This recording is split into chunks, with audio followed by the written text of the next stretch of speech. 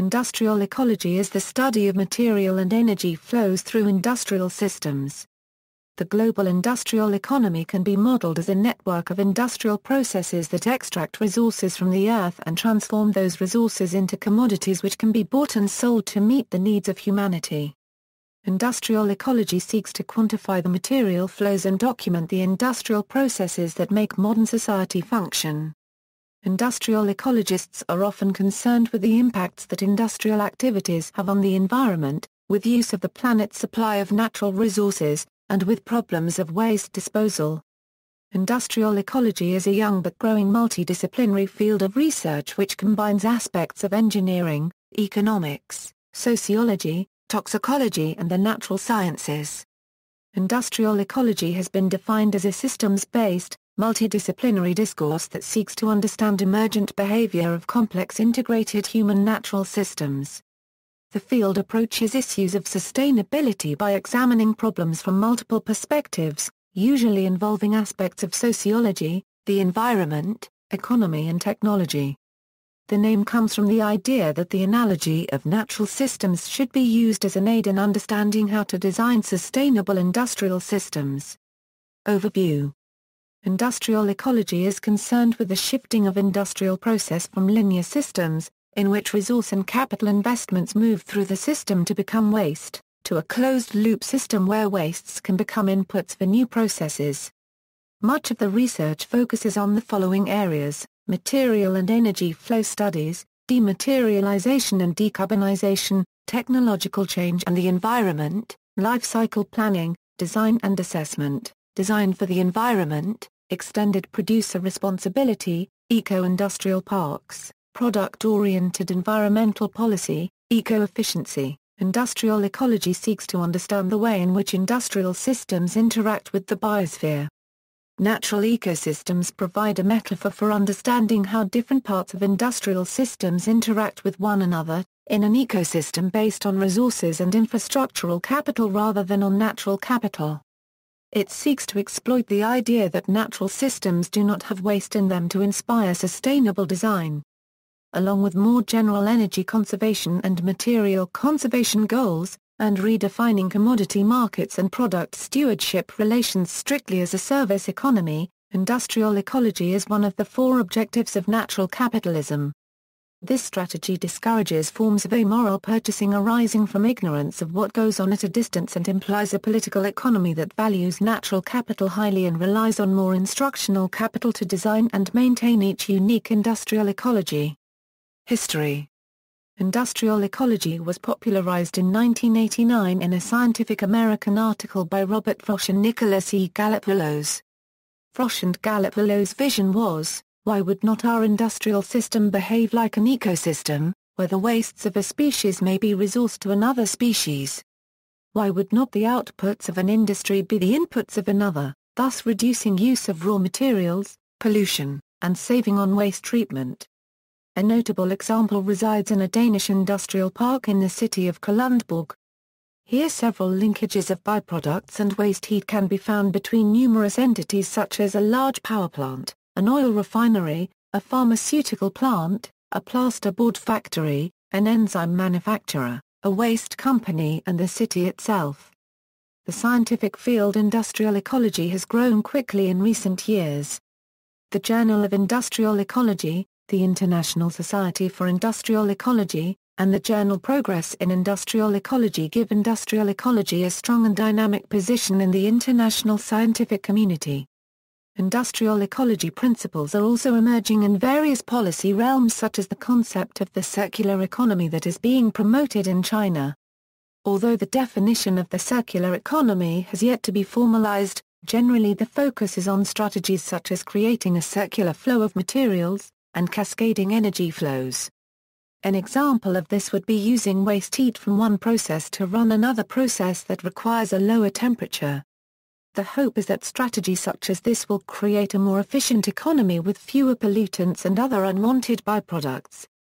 Principles. One of the central principles of industrial ecology is the view that societal and technological systems are bounded within the biosphere, and do not exist outside of it. Ecology is used as a metaphor due to the observation that natural systems reuse materials and have a largely closed-loop cycling of nutrients.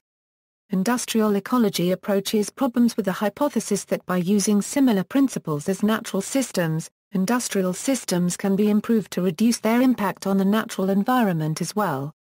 The table shows the general metaphor. The Kalundborg Industrial Park is located in Denmark. This industrial park is special because companies reuse each other's waste. For example, the Energy E2 Asnæs power station produces gypsum as a byproduct of the electricity generation process. This gypsum becomes a resource for the BP Byggebruk AS, which produces plasterboards. This is one example of a system inspired by the biosphere-technosphere metaphor. In ecosystems, the waste from one organism is used as inputs to other organisms. In industrial systems, waste from a company is used as a resource by others. Apart from the direct benefit of incorporating waste into the loop, the use of an eco-industrial park can be a means of making renewable energy-generating plants, like solar PV, more economical and environmentally friendly. In essence, this assists the growth of the renewable energy industry and the environmental benefits that come with replacing fossil fuels, i.e. examines societal issues and their relationship with both technical systems and the environment. Through this holistic view, i.e. recognizes that solving problems must involve understanding the connections that exist between these systems. Various aspects cannot be viewed in isolation. Often changes in one part of the overall system can propagate and cause changes in another part. Thus, you can only understand a problem if you look at its parts in relation to the whole. Based on this framework, i.e. looks at environmental issues with a systems thinking approach. Take a city for instance. A city can be divided into commercial areas, residential areas, offices, services, infrastructures, etc. These are all subsystems of the big CITES Euro unregistered trademark system. Problems can emerge in one subsystem, but the solution has to be global. Lita Euro unregistered trademark say the price of housing is rising dramatically because there is too high a demand for housing. One solution would be to build new houses, but this will lead to more people living in the city, leading to the need of more infrastructure like roads, schools, more supermarkets, etc. This system is a simplified interpretation of reality whose behaviors can be a Euro predicted Euro unregistered trademark. In many cases, the systems i.e. deals with the complex systems.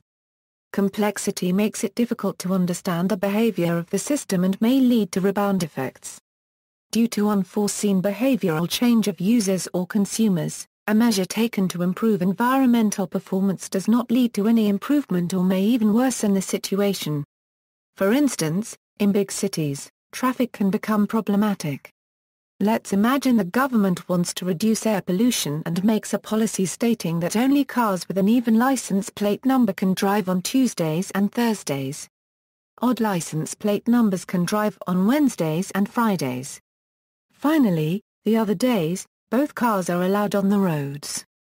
The first effect could be that people buy a second car, with a specific demand for license plate numbers, so they can drive every day.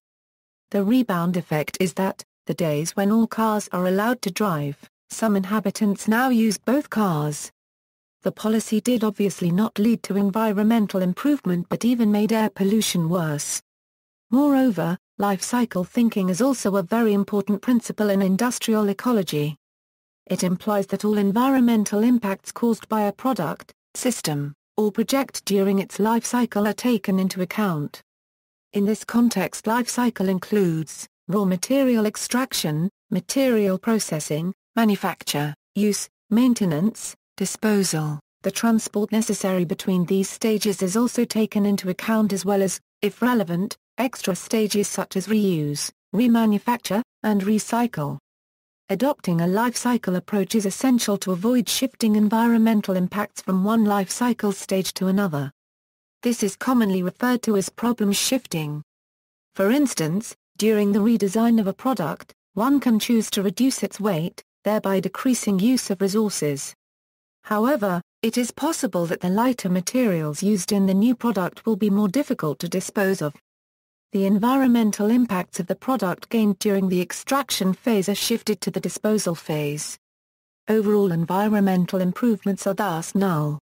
A final and important principle of IE is its integrated approach or multidisciplinarity. IE takes into account three different disciplines: social sciences, technical sciences and environmental sciences. The challenge is to merge them into a single approach. Tools, criticisms. The discipline of industrial ecology is to a large part based on the implicit assumption that if you just get our technologies right the problems of environmental pollution and unsustainability will be solved. This is the reason why most current research in industrial ecology is focused on technological innovation, such as improvements in eco-efficiency, design for environment, material flow analysis, etc. This simplistic view has been recently questioned by Husserman and Husserman, who demonstrate that negative unintended consequences of technology are inherently unpredictable and unavoidable, that most current techno-optimism reflected in industrial ecology is unjustified, and that modern technology, in the presence of continued economic growth, does not promote sustainability, but hastens collapse. Therefore, more than technological tinkering is needed to achieve long-term sustainability. Most importantly, the problem of human overpopulation must be addressed immediately, and a transition to a steady-state economy is needed to guarantee environmental and societal sustainability. Future directions. The ecosystem metaphor popularized by Frosch and Galapagos has been a valuable creative tool for helping researchers look for novel solutions to difficult problems. Recently, it has been pointed out that this metaphor is based largely on a model of classical ecology, and that advancements in understanding ecology based on complexity science have been made by researchers such as C.S. Holling, James J.K., and others. For industrial ecology, this may mean a shift from a more mechanistic view of systems, to one where sustainability is viewed as an emergent property of a complex system. To explore this further, several researchers are working with agent-based modeling techniques. Exergy analysis is performed in the field of industrial ecology to use energy more efficiently. The term exergy was coined by Zoran Rant in 1956, but the concept was developed by J. Willard Gibbs. In recent decades, utilization of exergy has spread outside of physics and engineering to the fields of industrial ecology, ecological economics, systems ecology, and energetics. Recently, there has been work advocating for large-scale photovoltaic production facilities in an industrial ecology setting. These facilities not only reduce their environmental impact but also decrease the costs of photovoltaic productions to as little as $1 per watt by economy of scale. See also. References. Further reading: The Industrial Green Game, Implications for Environmental Design and Management, Deanna J. Richards, National Academy Press, Washington, D.C., USA, 1997, ISBN 0-309-05294-7, Handbook of Input-Outputs Economics in Industrial Ecology, Sangwon Soo, Springer, 2009, ISBN 978-1-4020-6154-7, External links, Academic Research Programs, Erasmus Mundus Master's Program in Industrial Ecology, MSc at Leiden University in Delft, the Netherlands, Industrial Ecology MSc at NTNU, Norway, Industrial Ecology MSc at Chalmers University of Technology, Sweden, Sustainable Technology MSc at Royal Institute of Technology, Sweden, Research Centers Institutes,